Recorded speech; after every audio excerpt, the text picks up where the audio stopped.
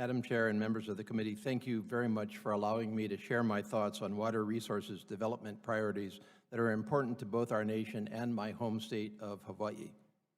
With Hawaii's unique reliance on ocean shipping as an island state and the growing challenges of changing Pacific weather patterns resulting in increasing flooding and coastal erosion, Hawaii needs U.S. Army Corps of Engineer assistance more than ever.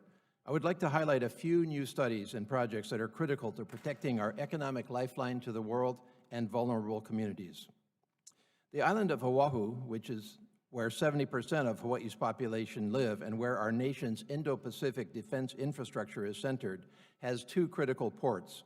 As the main port of Hawaii, Honolulu Harbor receives and distributes all overseas cargo shipments, constituting over 80% of all imports into the state, supports fishing operations and cruise ships, and handles federal maritime activity, including the U.S. Coast Guard's 14th District.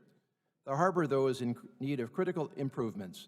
These modifications will improve transportation efficiency and lessen the impact of cross-channel currents, and we ask for your support. Kalailoa, Barbers Point Harbor, is equally important to Hawaii as it specializes in dry bulk and liquid bulk cargoes and provides space for ship maintenance and repair services that cannot fit in Honolulu Harbor. With increased congestion causing berthing conflicts between dry and liquid bulk shipments, the harbor facilities must be expanded, and we ask for your support. My state is also experiencing increased flooding from severe storms that place lives and property at extreme risk.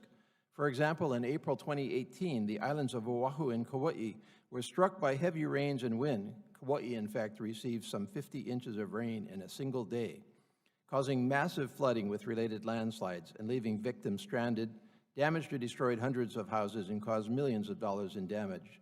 These risks will likely continue to increase as we see increased hurricane activity in the Pacific and other weather changes. In this area, I'm seeking your support for the Wailupi Flood Risk Management Study, a new start critical to protecting the particularly exposed Ainahaina community in East Honolulu from flooding of Wailupi Stream. A 100-year flood of that stream would not only risk lives and widespread residential and commercial property damage, but would sever Kalanianaole Highway, which is the main and only artery around the island. Finally, accelerating coastal erosion is taking a mounting toll on our economy and infrastructure in Hawaii and other coastal states. In addition to widespread property destruction, Hawaii's economy relies heavily on tourism and beaches, and so shoreline erosion is additionally a direct threat to our main livelihood. There is a critical need overall for new studies and projects to mitigate these risks, not only in Hawaii, but across our country.